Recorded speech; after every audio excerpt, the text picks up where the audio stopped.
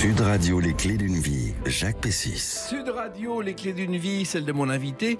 Après des années passées dans une banque, vous vous êtes dit le compte est bon et vous avez trouvé votre voie en découvrant celle de beaucoup d'autres. Bonjour Bruno Berberès. Salut Jacques. Ça va très bien. Donc, on vous connaît à travers le The Voice, tous les castings, mais vous êtes quelqu'un de très discret. Donc, je me suis dit, c'est l'occasion d'en savoir plus sur lui, à l'occasion des clés d'une vie et surtout de dates clés de votre vie qu'on va évoquer pour raconter votre parcours qui ne se limite pas à The Voice, loin de là, d'accord ? C'est toujours impressionnant. Ça sent le sapin, comme disait ma grand-mère. Oh non, surtout pas. Non, au contraire, c'est un souffle de vie. Alors, la première date que j'ai trouvée, c'est le 4 octobre 2000, une première au Palais des Sports.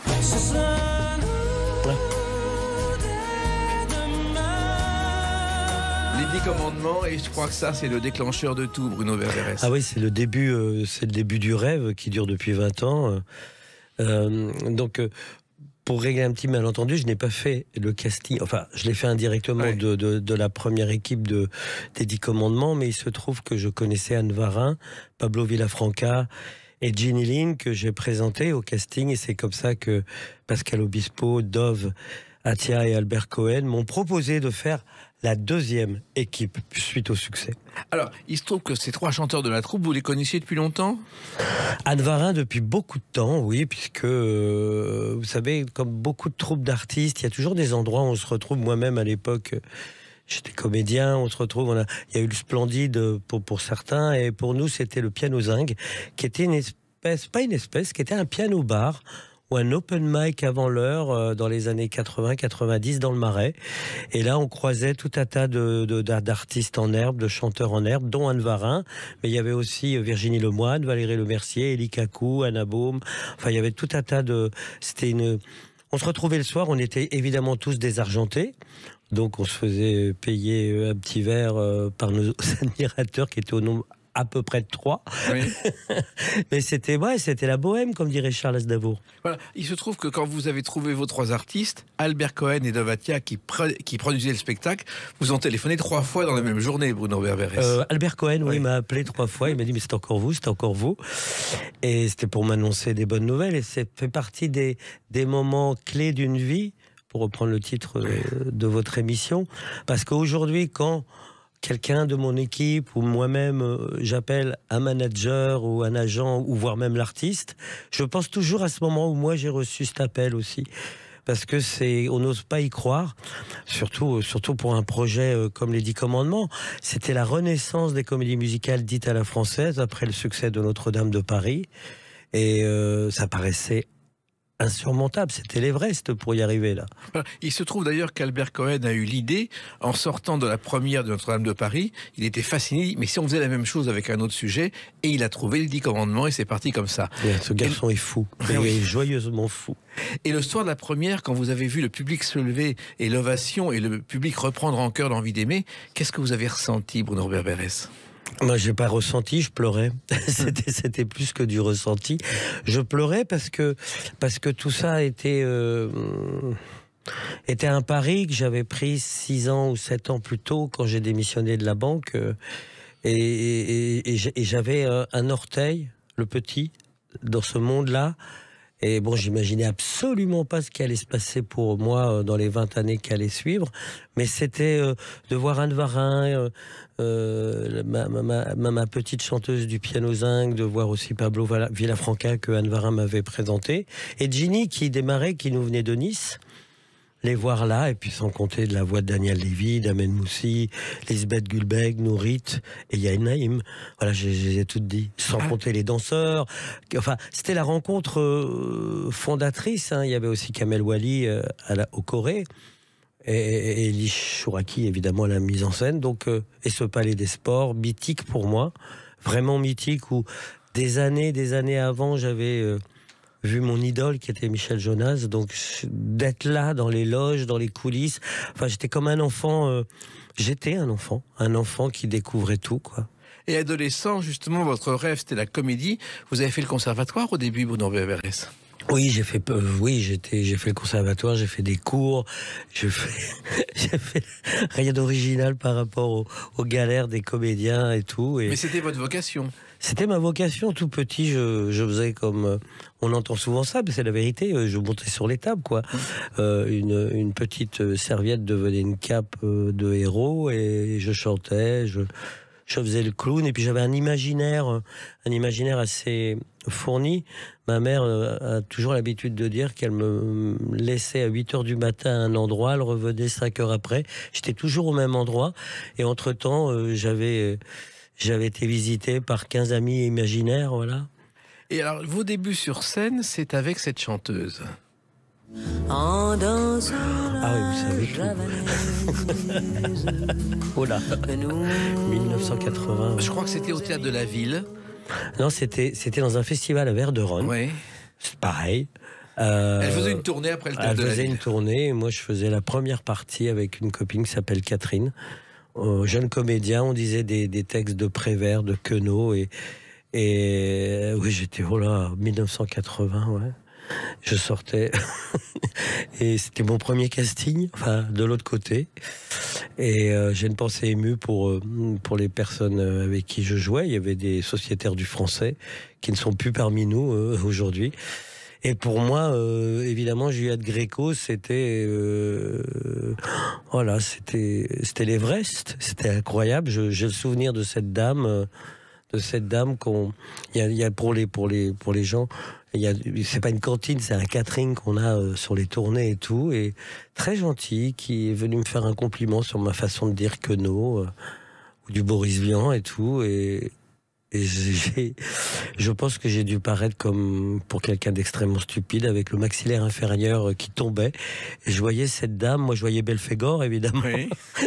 Et fou, j'ai pas de mots. Vous venez de me ramener à un endroit là où c'est difficile. Enfin non, c'est facile, mais c'est ouais. Alors, Queneau, justement, il se trouve que Gréco a commencé un jour dans la chanson parce que Jean-Paul Sartre lui dit « vous devez chanter ». Il l'entraîne chez elle à 9h du matin et il lui montre un texte de Raymond Queneau, si tu t'imagines.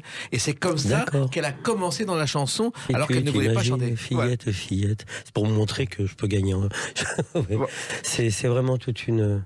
C'est une époque, vous savez, de temps en temps, on pose la question quelle époque aurais-tu voulu... Bon, je suis content de mon époque, enfin... Pas toujours, mais il y a une époque que j'aurais voulu vivre en tant qu'artiste, c'est les années 50. Et ouais, vraiment les années 50, un peu les années 60, mais le Café de Flore, les Deux Magots, Saint-Germain-des-Prés, tous.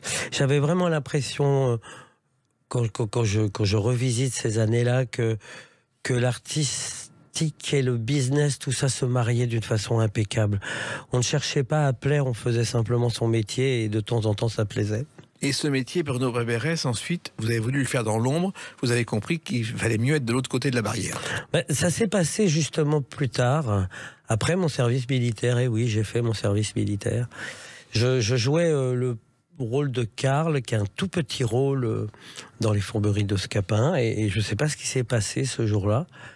Une peur panique totale, j'avais 22 ans, 21, je ne sais plus, et je me suis... Il y a une vérité qui m'est tombée dessus, mais c'était des tonnes de gravité. Et quand je suis descendu de scène, j'ai quand même réussi à dire mon texte. Je me suis dit, ah non, c'est pas pour moi. Et de ce jour-là, comme on dit, j'ai raccroché les gants et je ne suis plus jamais remonté sur scène. Ce qui est peut-être un secret quand vous êtes en backstage, ou etc., c'est que vous ne développez aucune frustration. Rien de pire que d'être en backstage, d'être dans l'ombre et de rêver d'être dans la lumière. Ça, on fait plein de bêtises quand on fait ça. Et oui, et une bêtise, entre guillemets, c'est que vous avez fait des études de gestion pour faire plaisir à vos parents et que vous avez passé 10 ans dans une banque. Oui, c'est pas forcément une bêtise, mais j'avais un parcours scolaire très chaotique, très chaotique, interrompu par le théâtre, par, on va dire, des différends, pour pas dire des engueulades avec mon cher père, que j'aime, qui nous a quittés, et pour lui, c'était juste impossible. Mes parents étaient fonctionnaires, à l'époque, on appelait ça les PTT, la Poste et Télécommunications, maintenant ça s'appelle autrement. Et pour lui, en fonctionnaire, il fallait absolument que ses enfants, nous sommes une fratrie de 3 garçons, fassent de grandes études, et voilà. Donc il a fini par gagner, provisoirement le match. Donc sur la première partie, on va dire, de ma vie de jeune adulte, je suis rentré dans une banque où je gérais énormément d'argent. Et ce qui était très bien, c'était de ma façon de manager les artistes, voyez, de manager les troupes ou les commerciaux ou les administratifs, les comptables, etc. Elle était très artistique. Parce que j'étais toujours dans mes rêves, dans mes fantasmes. Parfois, on pouvait peut-être même penser que j'étais mytho, Oui. parce qu'on s'invente des vies, parce qu'on n'a pas celle qu'on voulait. Et je pense que beaucoup de gens se reconnaîtront dans ce que je suis en train de dire. Et voilà, j'ai quand même réussi une petite performance, c'est-à-dire que pendant toute cette époque-là, je vous parlais du piano zinc, 90% de mes amis, de mes copains, de mes relations étaient artistes. Ils étaient tous dans une bohème avec un grand B, c'est-à-dire pas de thunes. Comme moi, j'étais cadre, ben je banquais pour tout le monde, mais j'adorais ça. Je trouvais au moins un sens à cet argent que je gagnais. Et donc, c'était des fêtes à la maison, et c'est comme ça que je me suis improvisé un jour manager. Enfin, manager, c'est un grand mot, mais il y avait des salles comme le Tintamarre, le Sentier des Halles. Je parle comme un vieux, c'est horrible. et c'est comme ça que je produisais, manageais tous ces artistes. On est dans les années 80 et c'est comme ça que je me retrouve aux découvertes des printemps de Bourges qui se créaient. J'ai l'impression que c'était waouh. Et donc voilà, donc tout ça est un peu mélangé. Voilà. Et ça a évolué. On en parle avec une autre date, le 20 novembre 2004. À tout de suite sur Sud Radio avec Bruno Berberès. Sud Radio, les clés d'une vie, Jacques Pessis. Sud Radio, les clés d'une vie. Mon invité Bruno Berberès, le roi du casting, et pas seulement dans The Voice. On évoque votre parcours à travers des dates, et le 20 novembre 2004, d'après mes archives, c'est votre première télé, le concours Eurovision Junior, dont vous assurez le commentaire off avec Elsa Fayer. Ah, oui, alors là, oui, parce que j'ai toujours été fan, ça je tiens ça de maman, j'ai toujours été fan de l'Eurovision, c'est quelque chose. Donc moi j'ai connu l'Eurovision tôt. Mon premier souvenir eurovisionnesque, c'est, je crois, 1971, avec Séverine, qui gagne avec un banc, un arbre, une rue, voilà. Ça c'est pour les fans d'Eurovision. Il y avait Serge Lama cette année-là qui n'a pas gagné. Ah là là, vous m'épatez, Jacques. Oui, avec une chanson d'Alice Donna. Oui. Ouais. Et donc voilà, donc c'est un peu, on en parlera peut-être tout à l'heure, mais c'est un peu le message que j'ai envie de donner à vos auditeurs, c'est que pas tous mes rêves, mais une bonne majorité de mes rêves, je les ai vécus, et je me suis retrouvé à commenter l'Eurovision Junior. On est en Norvège. Qu'est-ce que j'ai eu les trouilles ce jour-là, À Lillehammer, exactement. À Lillehammer, ouais. Et avec Elsa Fayer. Et à l'époque, j'ai pris la direction de la délégation française. C'est la confiance de Rachel Kahn, qui était la patronne de divertissement. Et c'est un truc insensé, parce que c'est des rêves de gosses. Et vous vous retrouvez là, au milieu des commentateurs, vous faites le tour du stade, et vous entendez la même histoire racontée dans des langues différentes, parce que c'est la vocation de l'Eurovision avant tout. Et là, ouais, vous faites... je me dis, qu'est-ce que j'ai eu comme chance alors ? Voilà. Alors, en fait, Lillehammer, c'est une station où les Jeux Olympiques se sont déroulés en 1994, donc au fond de la Norvège. Il y avait 18 pays qui participaient, et l'Eurovision Junior, c'était une nouveauté à l'époque, Bruno Berberès. C'était la première fois que la France participait, avec un petit Thomas qui chantait une chanson très Frenchy, comme on dit. Je crois qu'il s'est placé dans le top 5. Il s'appelait Thomas Pontier, voilà. Et il chantait « Si on voulait bien ». Moi je veux pas croire que tout est écrit, tout pourrait aller si bien. Si on voulait bien, tout pourrait... Vous vous souvenez de ce garçon Je me souviens de sa mèche rebelle, de son regard absolu. C'était, je sais pas, il avait 10-12 ans. Il avait écrit la chanson, parce qu'à l'époque, les enfants qui participaient devaient avoir écrit au moins 50% de la chanson. Et Thomas, je le revois de temps en temps, mais aujourd'hui, c'était 2004, vous faites le calcul, c'est un grand jeune homme. Je me demande même s'il n'est pas père de famille maintenant, mais quelle horreur. Il fait partie d'un groupe de chansons électro-psyché qui s'appelle Metamec. Voilà, c'est ça. Et il avait participé au concours, c'est sa sœur qui l'avait inscrite. Ouais. Il avait fait l'audition au téléphone et il a fait un album qui n'a pas eu de succès, donc il est passé à autre chose, ça arrive. Alors, l'Eurovision, justement, vous savez, je ne sais pas si vous le savez, mais c'est né en 1954. C'est né sur le modèle du festival de San Remo, qui était né 3 ans plus tôt. Et c'est le directeur général de la télé suisse, qui s'appelait Marcel Besançon, qui a eu l'idée de créer ça. Et la première personne à avoir gagné l'Eurovision, le 24 mai 56 à Lugano, il y avait 7 candidats. C'était Lys Assia qui représentait la Suisse. Refrain, couleur du ciel, parfum de mes 20 ans. Quand vous écoutez ça, est-ce que vous l'auriez sélectionné? Je sais pas, vous me posez des questions. Mais en tout cas, Lys Assia, c'était une vedette suisse. Mais là, quand on écoute les arrangements, les violons, on imagine le grand orchestre, genre Franck Pourcel derrière et tout. C'est toute une époque, c'est les années 50. Oui, mais en même temps, c'est devenu une star. Elle a chanté à New York, elle a chanté devant le roi Farouk, devant la reine Elisabeth. C'était une superstar grâce à l'Eurovision. Ouais. En tout cas, ça devait être certainement celle de ma mère.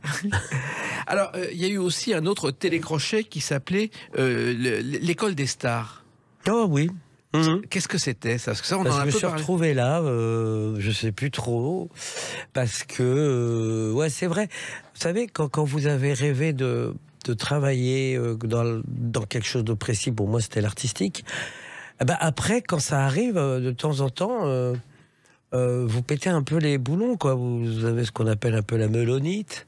Et ça, quand je rencontre un jeune artiste, je lui dis être satisfait de son travail, c'est bien. Je trouve ça normal et humain. En revanche, ce qui n'est pas normal, c'est que ça dure longtemps. Et moi, ça n'a pas duré longtemps. Et donc, je voulais absolument montrer mon visage à la télé. Et donc, j'ai accepté. C'était l'école des stars. Et c'était sur aujourd'hui C8, je crois. Oui, c'est ça. Et c'était passionnant, c'était avec des enfants.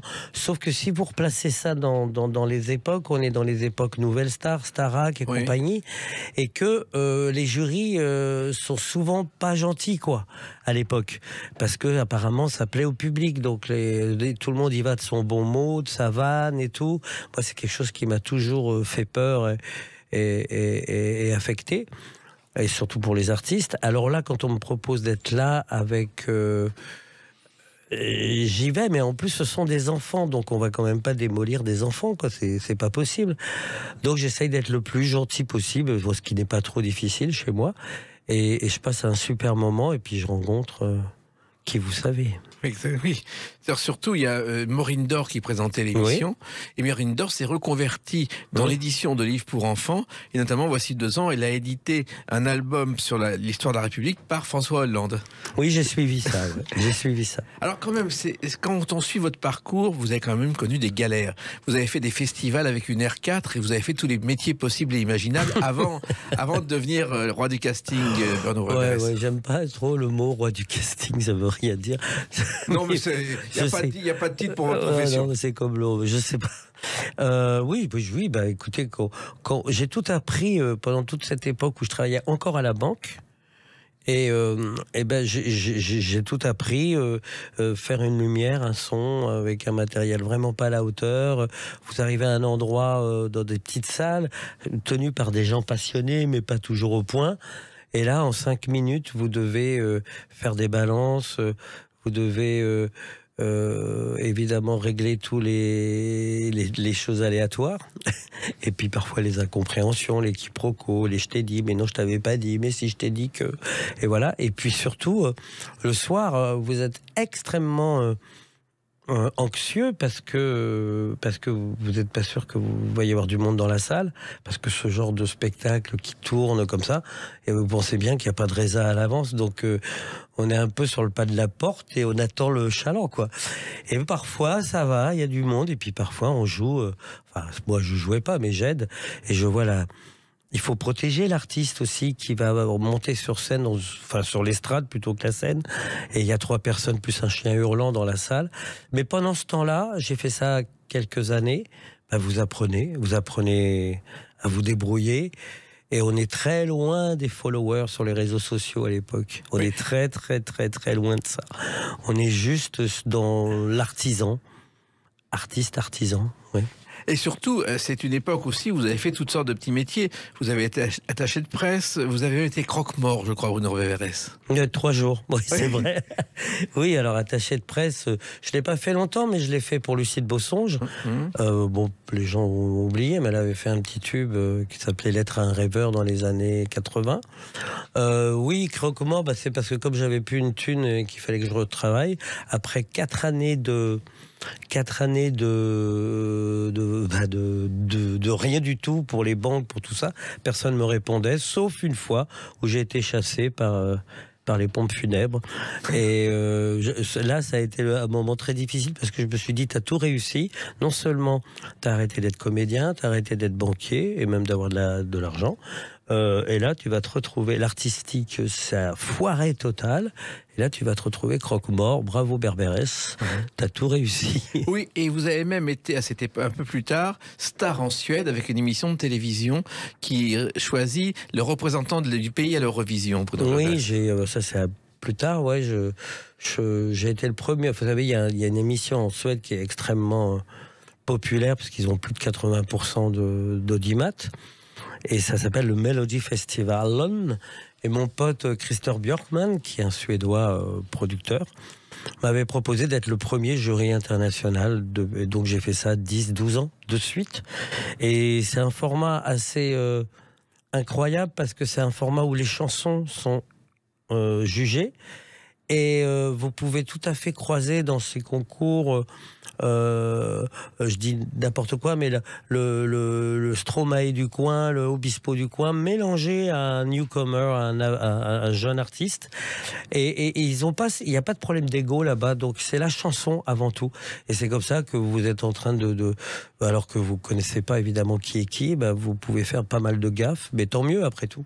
Et c'est là où Abba d'ailleurs a été sélectionné. Oh oui. Personne ne le connaissait. Je sais pas si vous étiez là ce jour-là, mais quand on voit les images, le groupe a fait l'Eurovision. Là, c'est 1974, là quand même, j'étais à l'école. Personne n'imaginait que ce serait un immense succès. Ah non, parce qu'ils ont tenté plusieurs fois avant de réussir d'ailleurs. Et ils ont bien réussi, comme vous d'ailleurs, et on va l'évoquer à travers une autre date, le 30 septembre 2003. À tout de suite sur Sud Radio avec Bruno Berberès. Sud Radio, les clés d'une vie, Jacques Pessis. Sud Radio, les clés d'une vie, celle de mon invité Bruno Berberès. Nous parlons tout à l'heure de The Voice, bien sûr, puisque vous y êtes parfaitement impliqué. Mais là, je reviens au 30 septembre 2003 avec une première. Écoutez.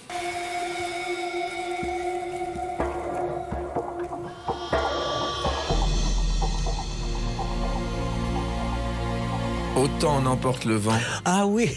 Voilà. Vous transformez l'essai après les 10 commandements. Pour deviner, c'est difficile parce que il y a 2 pistes sur 15. Ouais. Là aussi, c'est le début de tous les hommes. Voilà, d'accord. Okay. Et là, vous avez fait les 10 commandements. C'est la seconde aventure et j'appelle ça transformer l'essai, Bruno Berberès. C'est toujours la confiance de Dovatia et d'Albert Cohen qui m'ont demandé de faire le casting de ce spectacle. Et à l'époque, là, je suis en train d'y repenser. Aujourd'hui, on a des moyens techniques incroyables avec les réseaux sociaux, avec les WhatsApp, les vidéos qu'on s'échange, on veut dire, voilà. À l'époque, c'est encore les sacs postaux avec des cassettes VHS, des cassettes tout court. Et quelle manipulation à chaque fois. Vous prenez la cassette, vous le mettez dans le lecteur, vous le mettez, vous essayez de trouver le moment où ça chante.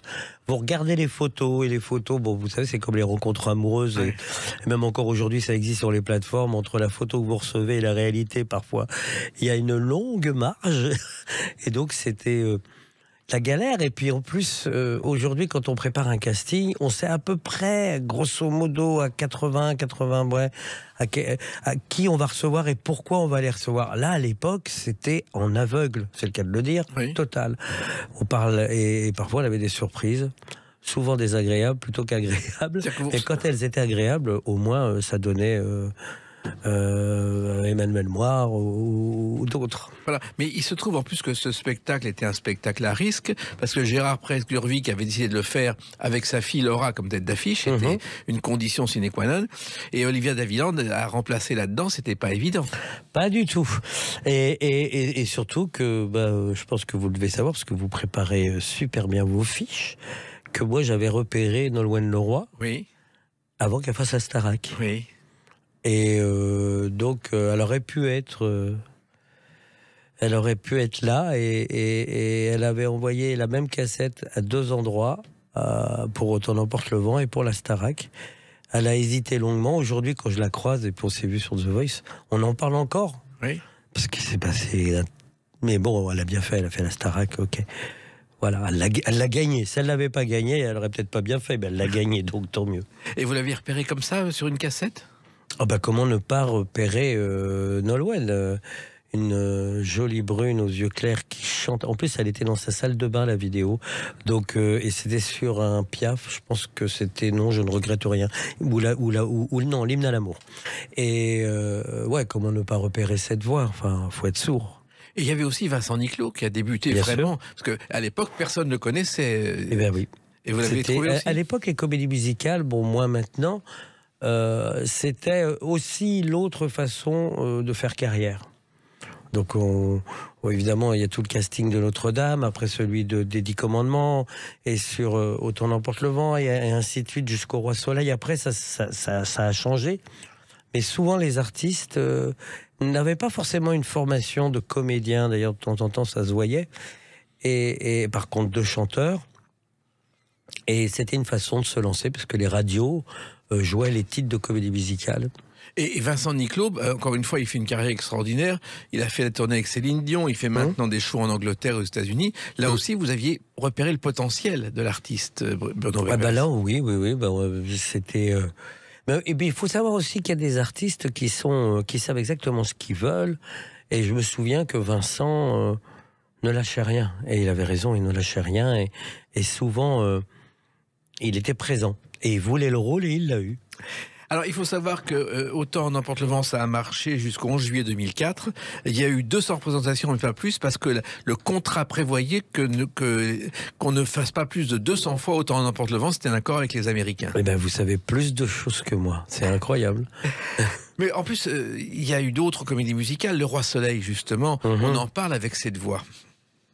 Je fais de toi mon essentiel. Tu me fais naître parmi les hommes. Emmanuel Moire. Ah, le grand brun aux yeux clairs. Moi, la première fois que je l'ai vu, c'était avec Albert Cohen sur les Champs-Élysées. Il donnait une sorte de mini-concert pour... les showcases de des l'époque, showcases, mais comme ça pour le plaisir.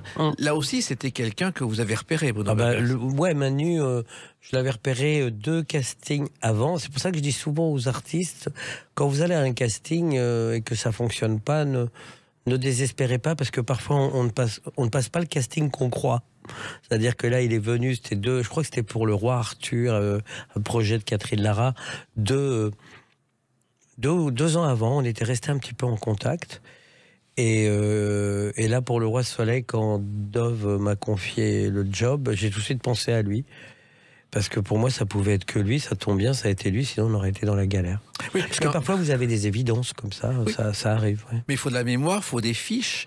De la mémoire, c'est quand même assez facile. Même vous, Jacques, regardez tout ce que vous me sortez sur ma vie.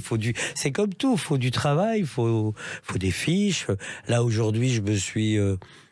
j'ai un logiciel maintenant avec beaucoup d'artistes dedans. À l'époque, c'était des classeurs avec des fiches, etc. C'était fastidieux, mais on s'en rendait pas compte que c'était normal. Parce qu'au début, vous vous êtes organisé en artisan et petit à petit, ça s'est professionnalisé.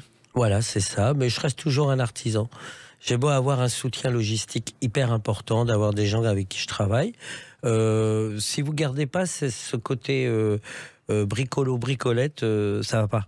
Parce que ça veut dire que vous devenez un industriel, et dans ce cas-là, il n'y a plus d'humain. Alors moi, je me souviens de la première du Roi Soleil, je crois que c'était au Palais des Sports. Au 2e rang, il y avait toute l'équipe de la Starac. Finalement, ils connaissaient les chansons, mais pas forcément l'histoire de Louis XIV. mais ça, c'est le génie. On va dépasser l'histoire de la Starac. Oui. Ça, c'est le génie de Dove et d'Albert. C'est-à-dire que après on peut, pareil pour le traitement des 10 commandements, mais le roi Soleil, les mômes à l'école, je suis pas sûr qu'ils retenaient l'histoire du roi Soleil ou de Louis XIV. Maintenant, à travers ce côté un peu conte de fées et tout, au moins en sortant, et beaucoup de profs et d'instits qui n'étaient pas pour, forcément, je fais de toi mon essentiel, mais ou être à la hauteur, mais reconnaissaient que ça facilitait leur tâche pour enseigner une partie de l'histoire de France. Et il se trouve que je me suis un peu renseigné, le chantier de Versailles, quand on a construit le château, c'était 36 000 ouvriers, et le montant, 80 millions de livres de l'époque, ça correspondrait aujourd'hui, selon certaines études, au coût d'un sous-marin nucléaire. Ah oui? Oui. Ah ben je préfère faire des châteaux, hein. C'est quand même plus sympa. Hein. Et puis il y a eu une autre aventure, il y a eu Mozart avec Michelangelo Loconte, que vous avez aussi trouvé, Bruno Berès. Alors, et Florent Motte. Et Florent Motte. Alors, Michelangelo, j'y suis pas pour grand-chose, parce que Jean-Pierre Pilot, qui était un des co-compositeurs de Mozart, l'avait croisé lors de soirées musicales. Et nous en avait parlé, donc on l'a fait venir. Et il est devenu Mozart. Et moi, j'ai repéré, vraiment venant de loin, c'est un Français, mais qui vivait à l'époque au Canada, Florent Motte, sa symphonie. Et voilà, donc un partout. Mais en quelques secondes, on sait si un artiste est pour un spectacle ou a du talent, Bruno Berès. Alors moi, je sais. Je suis pas certain d'avoir toujours raison. Mais moi, je sais. Je peux pas. C'est peut-être comme l'amour. Vous croisez quelqu'un et vous savez que la personne est pour vous et que vous êtes pour elle. Et voilà. Après, ce qui est difficile, c'est de convaincre les autres. Parce que ça m'est arrivé souvent de spectacles ou pour émissions de télé, d'avoir des certitudes et de me retrouver un peu seul. Donc il faut convaincre après. Voilà. Mais les Amants de la Bastille, Mozart, je veux dire, ça a été un immense succès.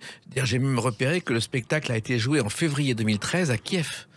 Oui, en Ukraine, il a été joué il a même été joué au Japon et partout. Et partout, et c'est une grosse fierté là, en tant que Français, de voir des spectacles français faire le tour du monde, ouais.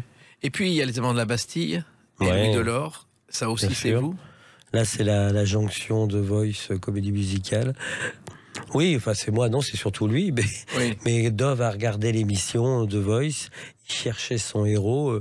Louis était là au premier épisode ou au deuxième, il m'a tout de suite appelé, il me dit je veux lui. Oui. Alors après ça a été difficile parce que Louis il voulait faire tout de suite son album. Donc il fallait le convaincre que c'était bien et que faire un album c'était génial, mais faire un spectacle en même temps qu'un album c'était possible. Voilà.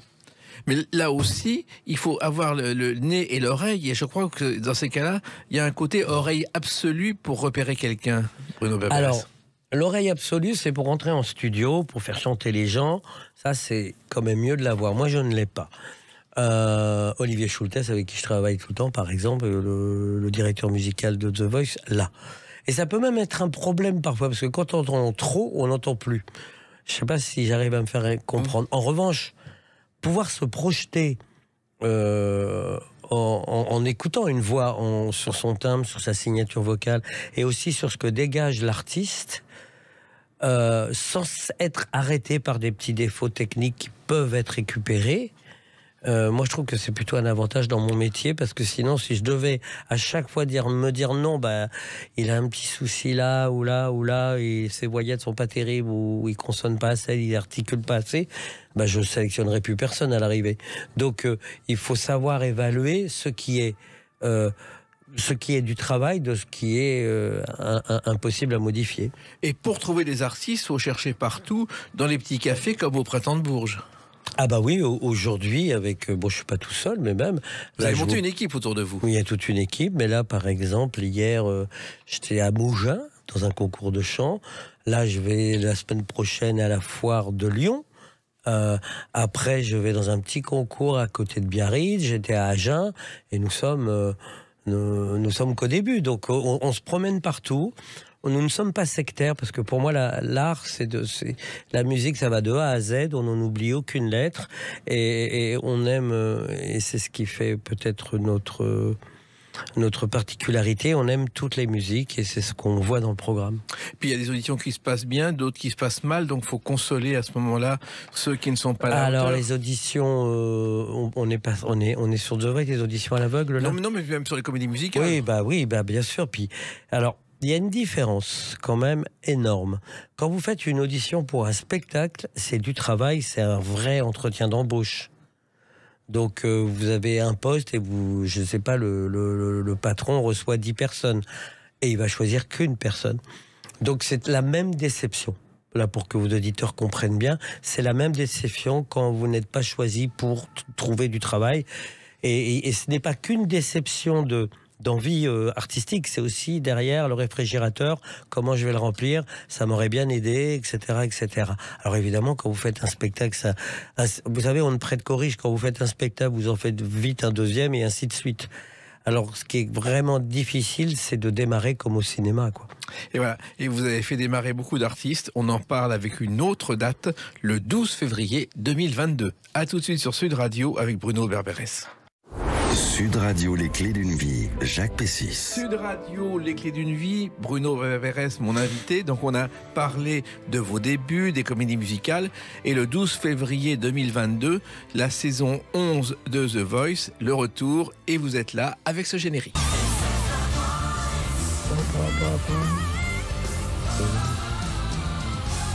Vous faites partie maintenant... des piliers de The Voice. De l'histoire, oui. C'est-à-dire que sur The Voice, j'ai été le premier embauché.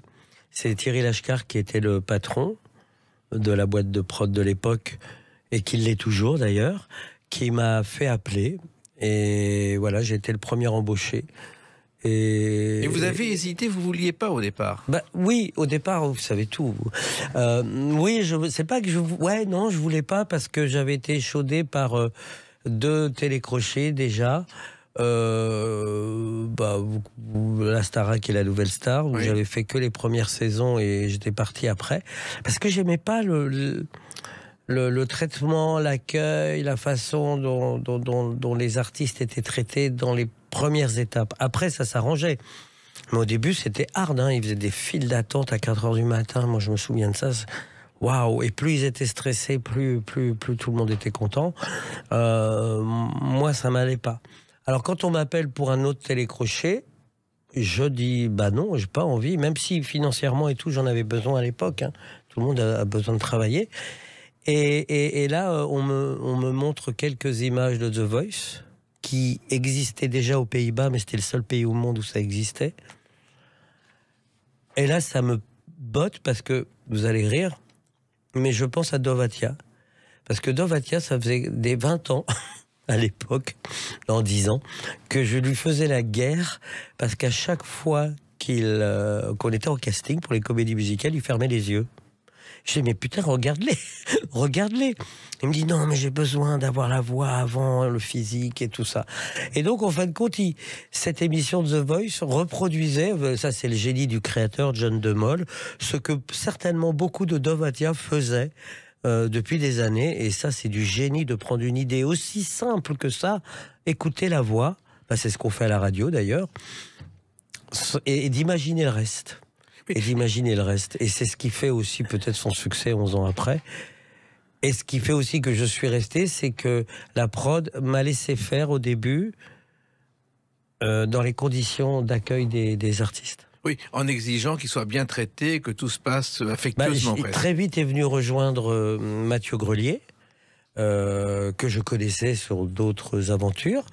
Et Mathieu Grelier a exigé lui aussi que c'est un succès donnant, gagnant-gagnant, quoi. C'est-à-dire que si les artistes sont heureux, on le voit sur scène, on le voit à la télé, quoi. Il se trouve que les ancêtres de The Voice, il y a d'abord eu le radio-crochet du Poste parisien en 39. Alors, c'était parce que c'était en public et il y avait un vrai crochet. Et quand l'artiste était mauvais, eh bien, il y a un crochet qui avançait et qui le prenait sur scène et l'envoyait en coulisses. Alors, j'ai souvent entendu parler de cette histoire, mais sortant de votre bouche, je vais être obligé de la croire. Oui. Non, mais franchement, ça me paraît tellement cruel. Non, mais c'était ça. Mais attendez, on prenait même des gens mauvais par principe Ouais. pour Bon, bah. faire rire le public. Ouais, Et mais il y en je a l'ai d'autres qui ont vécu fait ça aussi. depuis. Je l'ai vécu aussi avec un crochet de RTL Non-Stop où j'étais assistant de Philippe Bouvard. J'avais pour mission, dans chaque émission, de trouver 2 ringards. Et c'était pas facile. Ah, pour c'est le dîner de con, quoi. C'était le dîner de con. Pas Quelle exactement. horreur. Eh ben Mon oui, Dieu, oui. quelle horreur. Ça existait.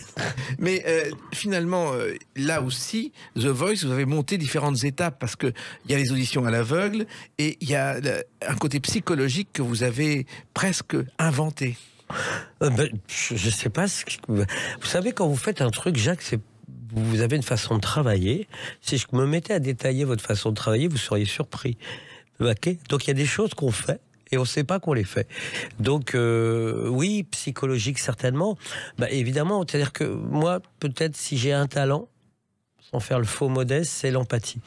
C'est-à-dire que je me mets très vite dans la peau de la personne que j'ai en face de moi, et surtout si une de mes décisions va changer sa vie.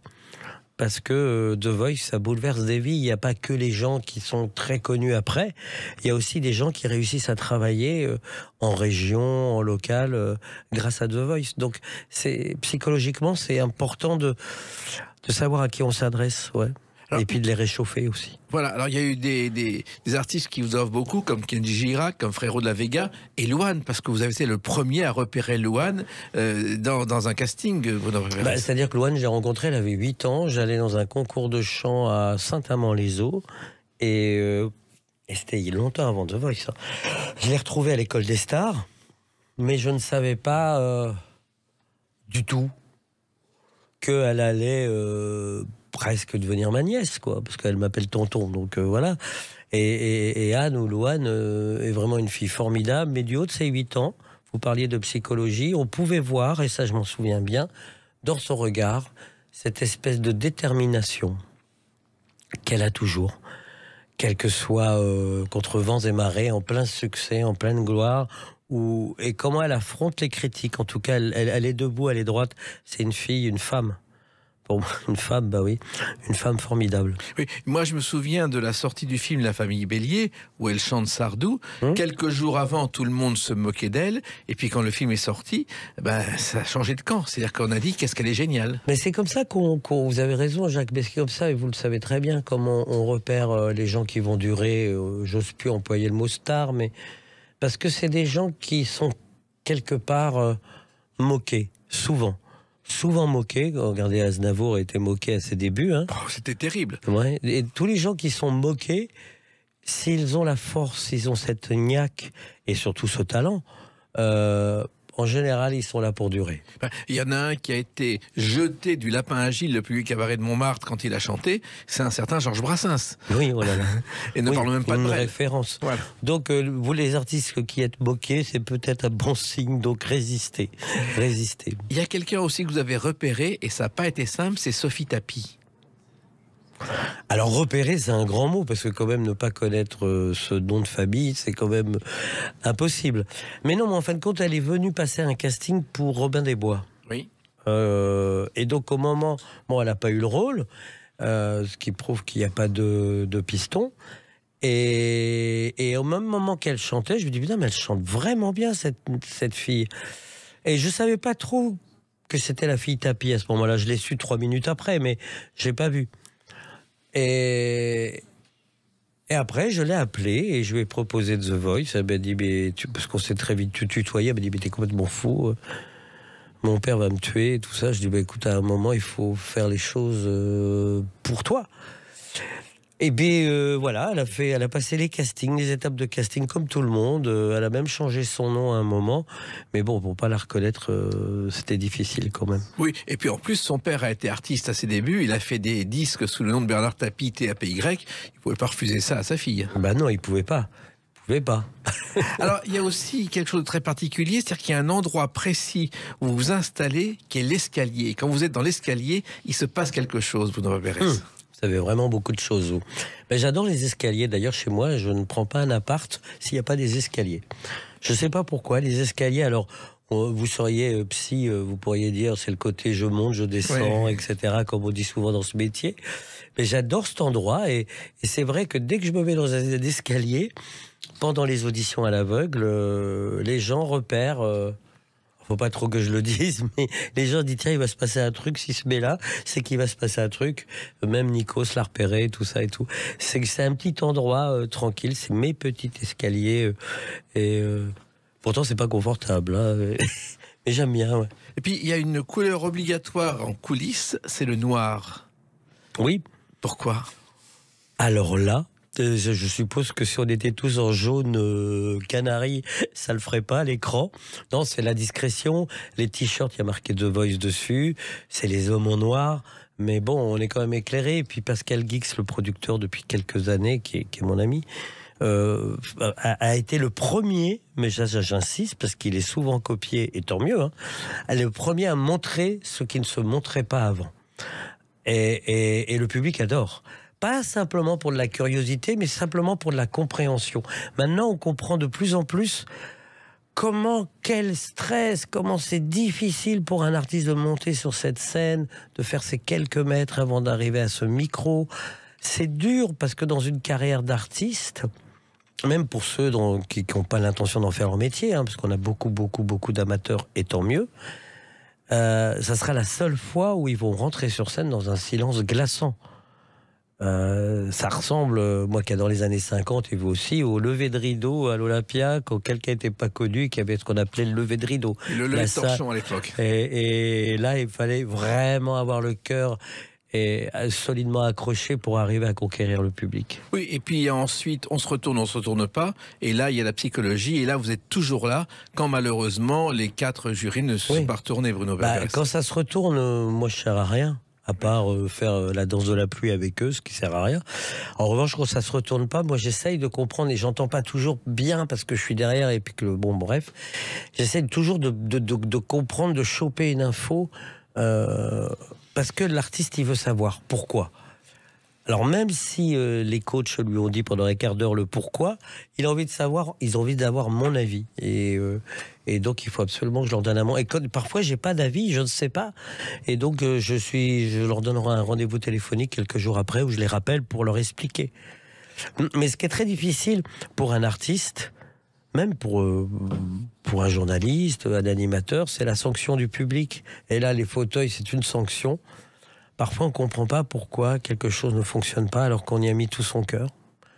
Moi, je crois que la réussite, c'est 90% de travail, et du travail, et aussi un petit peu cette fameuse étoile. Est-ce qu'on l'a pas ce jour-là ?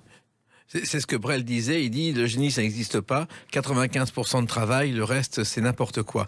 Et il y a ceux qui reviennent, vous leur dites revenez, et ça marche. Marguerite, ça a marché avec 4 Marguerite, à un moment, j'ai presque failli lui dire de ne plus revenir, parce que je lui ai dit, avant les auditions à l'aveugle sur le plateau, je lui ai dit 4 fois non. Il y en a, mais en même temps, aujourd'hui, ça devient presque une mode. C'est-à-dire que les gens à qui j'ai dit non, enfin nous avons dit non plusieurs fois, ils se disent ah bon bah, la fois d'après c'est comme le jamais 203, bah alors nous ça devient le jamais 304 ou le 405.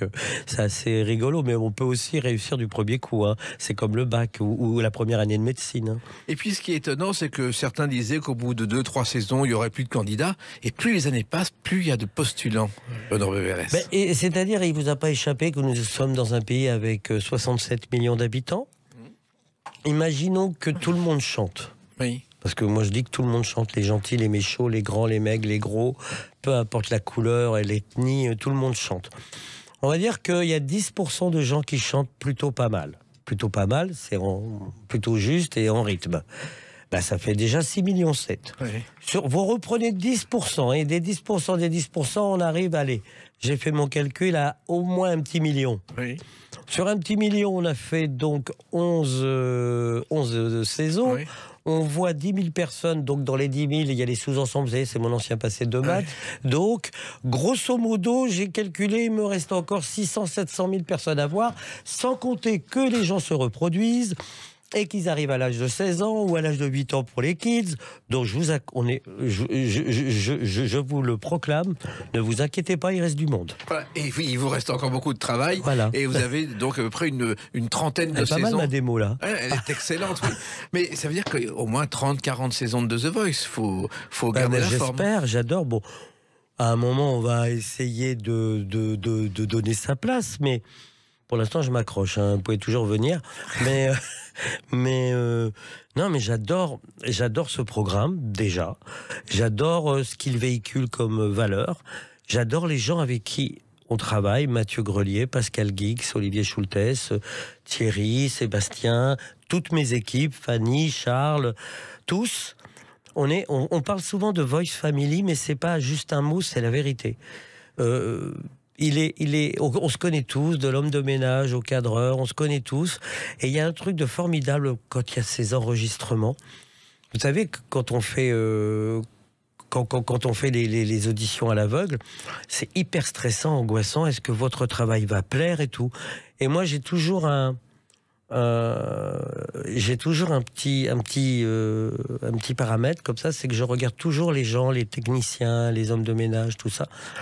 Et quand je vois que tout d'un coup ils s'arrêtent de travailler ou ils relèvent la tête, je me dis bon, ça va, c'est bien. Eh ben, c'est bien. C'est bien. Écoutez, vous avez trouvé beaucoup de gens. Continuez le plus longtemps possible. On sera bien sûr samedi prochain devant The Voice avec une pensée pour vous. Et puis tous les talents que vous trouvez, ça fait du bien à la chanson qui en a bien besoin. C'est vraiment gentil. Merci de votre accueil. Et puis je suis vraiment très étonné du travail de fourmi que vous avez fait. Et belle vie à Sud Radio. Merci, comme vous nous parlons vrai. Merci Bruno Weberès. Les clés d'une vie, c'est terminé pour aujourd'hui. On se retrouve bientôt. Restez fidèles à l'écoute de Sud Radio.